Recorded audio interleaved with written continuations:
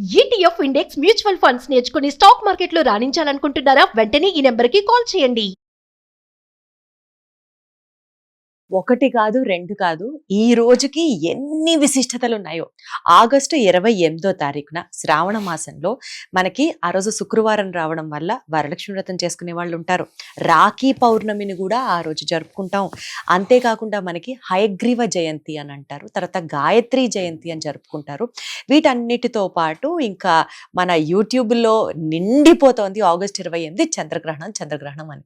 మరి ఇన్ని మంచి విశేషాలతో కూడినటువంటి రోజున ఆగస్టు 28 అయితే మనం చేయాల్సిందేంటి, వాటి గురించి మనం తెలుసుకోవాల్సిందేంటి, రాఖీ పౌర్ణమికి సంబంధించి అయితే ఏ ముహూర్తం నుంచి ఏ ముహూర్తం లోపు గనక రాఖీని కడితే అన్న చెల్లెలు కావచ్చు, అక్క తమ్ముళ్ళు కావచ్చు, లేకపోతే ఆ సిబ్లింగ్స్ ఎవరైతే ఉంటారో వాళ్ళ మధ్యలో బాండింగ్ స్ట్రాంగ్ ఉంటుంది, వాళ్ళ శ్రేయస్సు కోసం మనం చేసేటటువంటి పూజ ఫలితం గట్టిగా లభిస్తుంది అని ఇన్ని రకాలుగా అందరూ చెప్తున్న నేపథ్యంలో అసలు ఆగస్టు 28వ తారీఖు యొక్క విశిష్టత ఏంటి, మనం చేయాల్సినవి ఏంటి, రాఖీ పౌర్ణమి ఏ టైం నుంచి ఏ టైం వరకు జరుపుకోవాలి అడిగి తెలుసుకుందాం. వాస్తు జ్యోతిష్య శాస్త్ర నిపుణులు ఉన్నారు ధారా జయరామకృష్ణ శాస్త్రి గారు.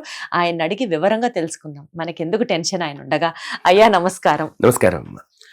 మీరు అడిగిన ఈ రక్షాబంధన పూర్ణిమ, ఈ రక్షాబంధన పూర్ణిమని ఎప్పటి నుంచి ఎప్పటి లోపల జరుపుకోవాలి అనేటువంటి మాటకి ఈ మధ్యకాలంలో నేను చాలా వింతగా వింటున్నాను. ఈ ఘడియల్లో మాత్రమే రక్షాబంధనం కట్టాలి, ఈ ఘడియలు కాకపోతే రక్షాబంధనం కడితే చాలా అరిష్టం, మీ అన్నగారి హాని కలుగుతుంది వగేరాలు అవన్నీ నేను వింటూ ఉన్నాను. రక్షాబంధనాన్ని కట్టడానికి ఒక ముహూర్తం అనేది ఎక్కడా ధర్మశాస్త్రంలో లేదు. ఇవన్నీ కాక అతి ముఖ్యంగా చాలా వింతైనటువంటి అభ్యాసాలలో వచ్చేటువంటి విషయం ఏమిటి అని అంటే, ఈ పని ఇలానే చెయ్యాలి అని ధర్మశాస్త్రంలో చెప్పారు కానీ రక్షాసూత్ర నిర్వహణ కంటే రక్షాబంధనం కట్టడానికి ఈ సమయంలో కడితేనే అన్నయ్య గారికి మంచిది, ఈ సమయంలో కడితే తమ్ముడికి మంచిది, ఇలాంటి భావనలు ఎక్కడా చెప్పబడలేదు. ఒకటి. రెండవది, ఆ రోజు ఉదయం 27వ తారీఖు ఉదయం 11:46 నుంచి పౌర్ణమి ఘడియలు మొదలయ్యి 28వ తారీఖు ఉదయం 10:16 వరకు పౌర్ణమి ఘడియలు ఉన్నాయి. తద్వారా మనం సూర్యమానులం కాదమ్మా, మనం చాంద్రమానులం. సూర్యోదయానికి ఉన్న తిథి ఆ రోజు మొత్తానికి వర్తిస్తుంది. తద్వారా ఈ చాంద్రమాన సిద్ధాంతాన్ని అనుసరించి ఉదయం నుంచి రాత్రి లోపల ఎప్పుడైనా రక్షాబంధనం కట్టవచ్చు. ఏమంటే పాడ్యమి ఘడియల్లో కడితే తప్ప, పాడ్యమి ఘడియల్లో కడితే తప్పేమీ కాదు. పౌర్ణమితో కూడి ఉన్న పాడ్యమి శ్రేయస్సు కలుగజేస్తుంది. తద్వారా ఆ రోజు రక్షాసూత్ర బంధనం చేయడం అనేది తప్పైతే కాదు. కాకపోతే ఇన్ని గంటల లోపు కట్టండి, 8 తర్వాత కట్టండి, 7 లోపు కట్టండి అనేటువంటి మాటల్ని మాత్రం నమ్మవద్దు. ఇది ఒకటి. రెండవది, జ్ఞానానందమయం దేవం నిర్మల స్ఫటికాకృతిం ఆధారం సర్వ విద్యానాం హయగ్రీవముపాస్మహే. హయగ్రీవ ప్రభు ఆవిర్భావించిన లేదా ప్రాతుర్భావం చెందిన, అంటే పరమాత్ముడికి జయంతి అనేది మనం చేసుకునే వేడుక. పరమాత్ముడు ఏ రోజు పుట్టారు అనేటువంటి దానికి శాస్త్ర నియమం కాదు. ఆ రోజున ఆ స్వామి ఆవిర్భవించి అవతారాన్ని దాల్చిన రోజుని హయగ్రీవ జయంతి, ఆ శ్రావణ పూర్ణిమ రోజే హయగ్రీవ జయంతి చేస్తాం. హయగ్రీవ జయంతి చాలా గొప్పది. శ్వేతవర్ణంతో ఉండేటువంటి స్వామి, అంటే తెల్లని గుర్రపు తలతో చక్కగా ఉండేటువంటి నర శరీరంతో లక్ష్మీదేవిని ఆలింగనం చేసుకుని పద్మాసనం, తెల్లటి పద్మం మీద ఉండేటువంటి విద్యలకు అధిష్టానమైనటువంటి దైవం హయగ్రీవ స్వామి. ఈ హయగ్రీవ స్వామి ఆరాధన వల్ల విద్యార్థులకు అవిద్య తొలగిపోతుంది, ఉద్యోగస్తులకు ఉద్యోగ ప్రాప్తి కలుగుతుంది. అలానే గురుగ్రహ అధిష్టాన దైవంగా కూడా ఈ హయగ్రీవ స్వామిని కొలుస్తారు. అతి ముఖ్యంగా వీటన్నింటికన్నా మించి హయగ్రీవ ఆరాధన వల్ల శత్రు బాధలు పోతాయి, విద్య చాలా చక్కటి విద్య వస్తుంది. ఆ విద్యకు సంబంధించిన దైవంగా, ఉద్యోగాన్ని ఇచ్చే దైవంగా, వ్యాపార అభివృద్ధిని ఇచ్చే దైవంగా హయగ్రీవ స్వామి యొక్క ఆరాధన అనేది చాలా విశిష్టవంతమైనది. ఈ హయగ్రీవ జయంతి ఆ రోజు వచ్చింది. ఆ రోజున హయగ్రీవ స్వామి వారికి సంబంధించిన పూజాధికాలు లేదా ఇంటికి దగ్గరలో హయగ్రీవ స్వామి వారి దేవాలయం ఉంటే స్వామివారి దర్శనం చేసుకోవడం కూడా విశిష్ట ఫలితాన్ని కలిగిస్తుంది. ఆ రోజే అమ్మవారు గాయత్రీదేవి యొక్క జయంతి. ఈ గాయత్రి అమ్మవారు సృష్టి ఆదిలో, అంటే సృష్టి మొత్తం ప్రారంభం కావడానికి ముందు పంచ ప్రకృతి రూపిణిగా ఈ అమ్మవారు గాయత్రీదేవి 5వ అంశాస్వరూపిణిగా భూమి మీదకి వచ్చారు. అదేం విచిత్రమో, ఆ రోజు విద్యలకి సంబంధించిన దేవతలకి సంబంధించిన ఆరాధనలు జయంతులే ఎక్కువ. హయగ్రీవ స్వామి విద్యకు సంబంధించింది, లోకానికి లలితా సహస్రనామాన్ని ఇచ్చింది హయగ్రీవ స్వామి వారే. హయగ్రీవుల వారు అగస్త్యుల వారు సంవాదం చేస్తున్నప్పుడు హయగ్రీవుల వారు అగస్త్యుల వారికి లలితా సహస్రనామాన్ని మొత్తాన్ని వివరించి చెబితే అగస్త్యుల వారు భూమి మీద ఉండేటువంటి తన శిష్యులకు ఆ తర్వాత అనేటువంటి మాటతో మిగతా వారందరికీ కూడా మనం ఈ రోజు పారాయణ చేసే లలితా సహస్రనామం హయగ్రీవ స్వామి వారు ప్రసాదించారు. అమ్మే స్వయంగా హయగ్రీవుల వారి చేత చెప్పించబడింది అని అంటారు. ఉపదేశం చెయ్యమని అమ్మవారు ఆజ్ఞాపిస్తే హయగ్రీవ స్వామి వారు లోకానికి ఇచ్చారు. అంత గొప్ప. అట్లే పంచప్రకృతి రూపిణి అయినటువంటి గాయత్రి అమ్మవారి జయంతి కాబట్టి ఆ రోజు చక్కగా వీలును బట్టి ఉపనయన సంస్కారం కలిగిన వాళ్ళు యజ్ఞోపవీతం మార్చుకుని కొత్త యజ్ఞోపవీతం, దాన్ని జంధ్యాల పౌర్ణమి అని కూడా పిలుస్తారు. యజ్ఞోపవీతం మార్చుకుని గాయత్రి అనుష్ఠానం ఎక్కువగా చేసుకోవడం, లేదు విడిగా అమ్మవారి ఆరాధన చేసుకోవడం, గాయత్రీదేవి దేవాలయానికి వెళ్లి అర్చనాదిక క్రియలు చేయడానికి కూడా ఆ రోజు పరమ విశిష్టదాయకమైనటువంటి రోజు. ఇప్పుడు మన విజయవాడ లాంటి ప్రాంతమే తీసుకోండి, హయగ్రీవునికి సంబంధించిన దేవాలయాలు కానీ గాయత్రి అమ్మవారికి సంబంధించిన దేవాలయాలు కానీ మనకి ప్రత్యేకంగా ఏం లేవు కదా, ఇక్కడ ఉన్నాయి. అమ్మవారికి సంబంధించి ఉన్నాయి. గాయత్రీదేవిది హయగ్రీవ స్వామి వారివి కూడా దేవాలయాలు ఉన్నాయి. ఎక్కడుందండి? లబ్బిపేట వెంకటేశ్వర స్వామి వారి గుళ్ళో హయగ్రీవ స్వామి వారి సన్నిధి ఉన్నది. అలానే చిన్నజీయర స్వామీజీ వారి దివ్య ఏదైతే ఉన్నదో ఆ విజయకీలాద్రి పర్వతం మీద హయగ్రీవ స్వామి వారి దేవాలయం ఈ మధ్యగా పెట్టారు.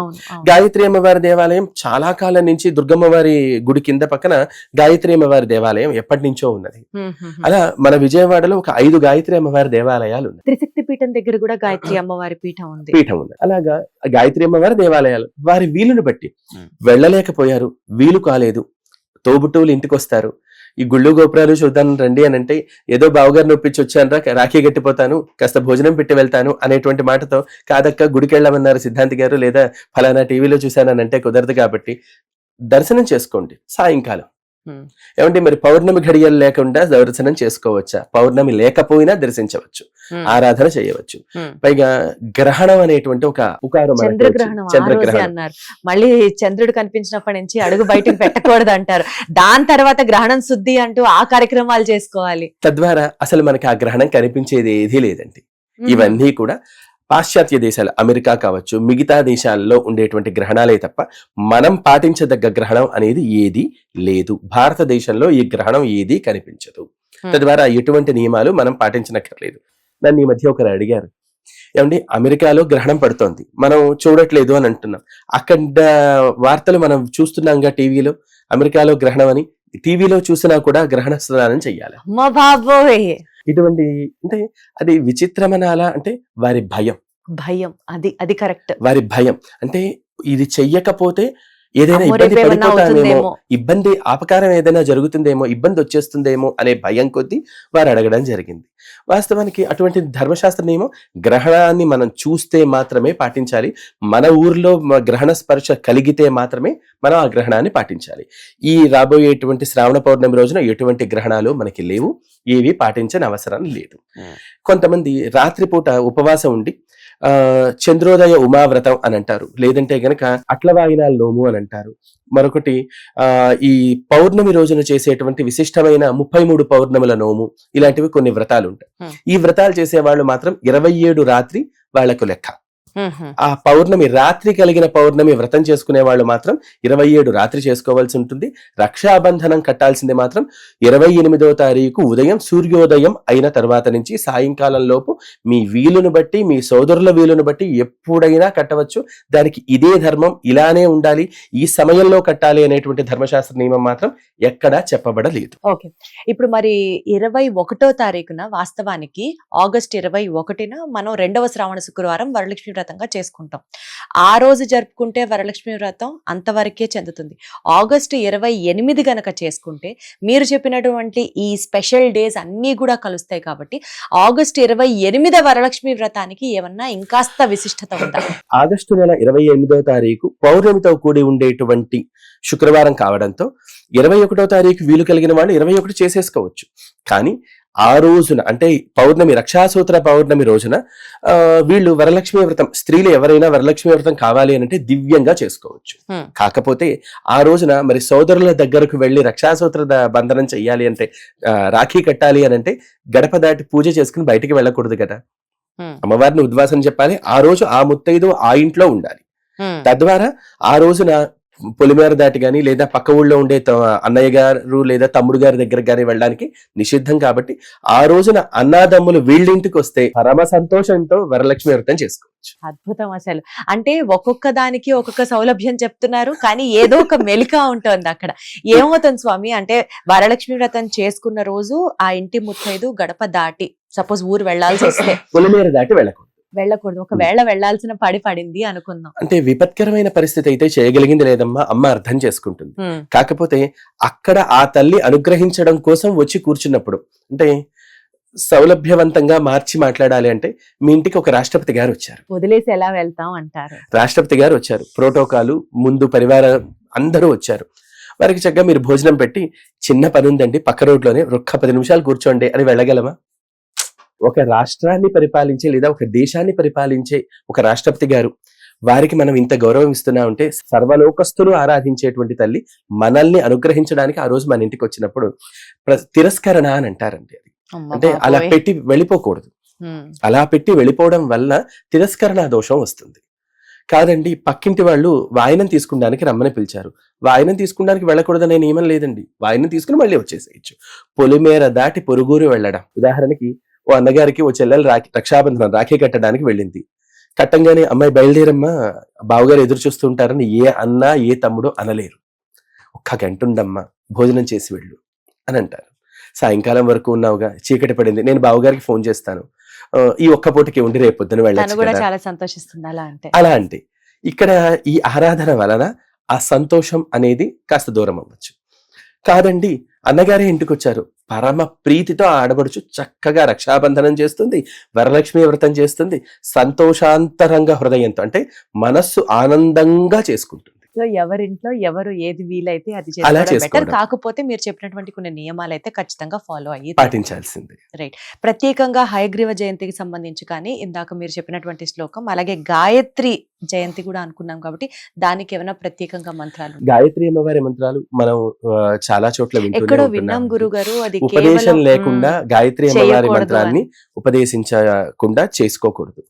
అంతకు మించి ఓం ఐం శ్రీం శ్రీ గాయత్రీ దేవ్యై నమః అనేటువంటి బీజనామాక్షరం ఒకటి ఉంటుంది. అది ఉపదేశ రాహిత్యంతో అంటే ఎవరు ఉపదేశం చేయకుండా కూడా ఈ మంత్రాన్ని చేసుకోవచ్చు. ఇంకెందుకండి, ఆగస్టు 28వ తారీఖున ఇన్ని మంచి విశిష్టతలతో కూడినటువంటి రోజు కాబట్టి మీరు ఆ రోజుని తప్పకుండా మిస్ అవ్వద్దు.